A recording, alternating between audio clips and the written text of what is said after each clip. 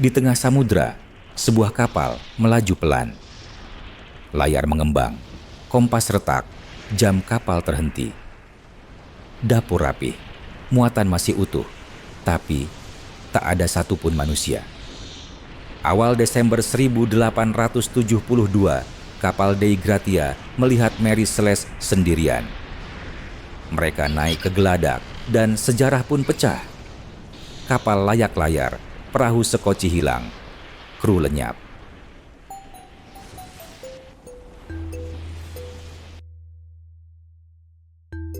November 1872, Kapten Benjamin Spooner Briggs berangkat dari New York menuju Genoa. Kargo, Bin Yedius Beer Barrel Alcohol Industry. Ia membawa istri, Sarah, dan putri kecil mereka, Sophia. Putra sulungnya, Arthur, tinggal di Amerika untuk sekolah. Kru dipilih ketat dan berpengalaman.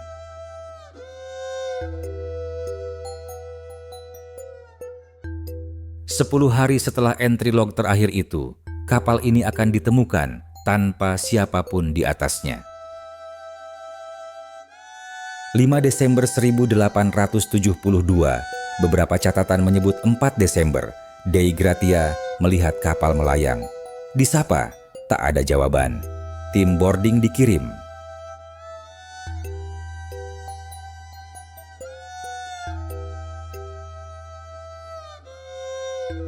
Di bawah geladak, peta tercecer, barang pribadi kru masih ada.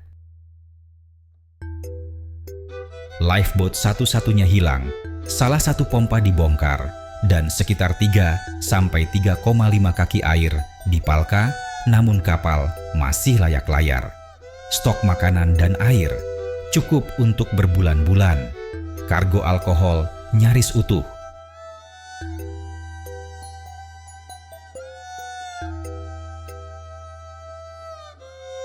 Pertanyaan besarnya, kenapa sebuah kapal yang bisa diselamatkan ditinggalkan? Clue utama, batang pengukur sounding rod ditemukan di dek. Tanda baru dipakai untuk mengukur air. Satu pompa dibongkar, indikasi kerusakan atau sedang diperbaiki. Dengan isi kapal penuh muatan, kapten tak bisa melihat langsung seberapa banyak air yang masuk. Semua bergantung pada pompa dan pengukuran manual.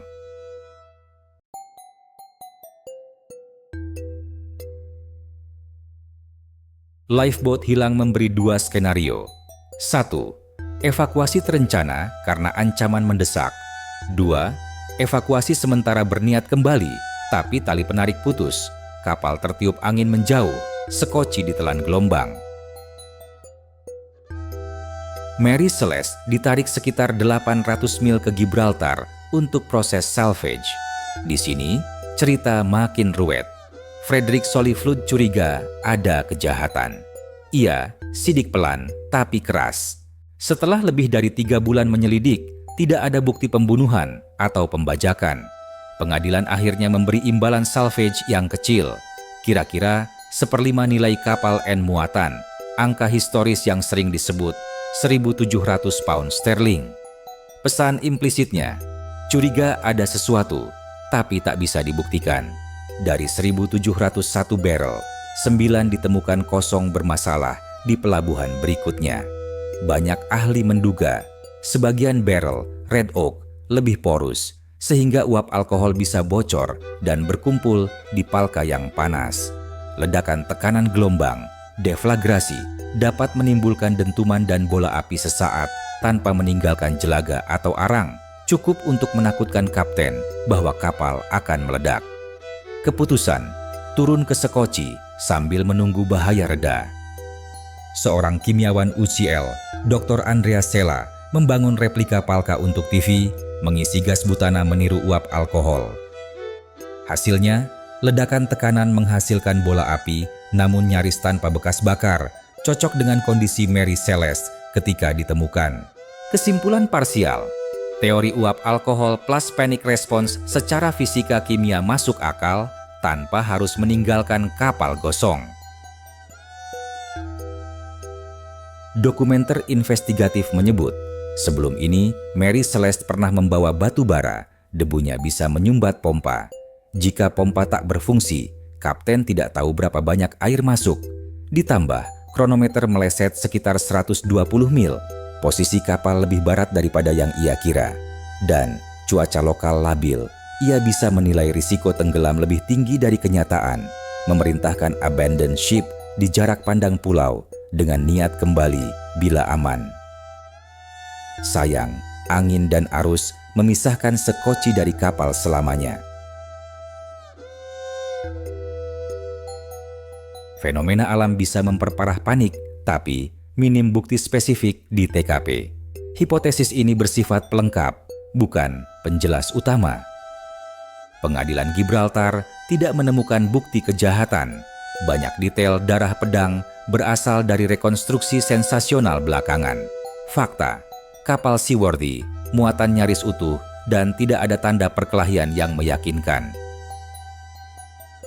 Setelah kasusnya, Mary Celeste tetap berlayar bertahun-tahun hingga 1885 ketika Kapten Gilman C. Parker dan rekan-rekan melakukan penipuan asuransi. Kapal sengaja dikandaskan di Karang Rochelois Bank, dekat Haiti, dengan muatan yang dibesar-besarkan nilainya. Investigasi membongkar skema itu. Parker bebas dari hukuman mati untuk tuduhan barat rai, tapi reputasinya hancur dan ia meninggal miskin beberapa bulan kemudian. Pada 1884, Arthur Conan Doyle mempopulerkan versi fiksi berjudul J. Habakkuk Jepson's Statement, menyebut kapal sebagai Marie Celeste. Cerita ini menyatu dengan memori publik, mengaburkan fakta dengan fantasi hingga kini.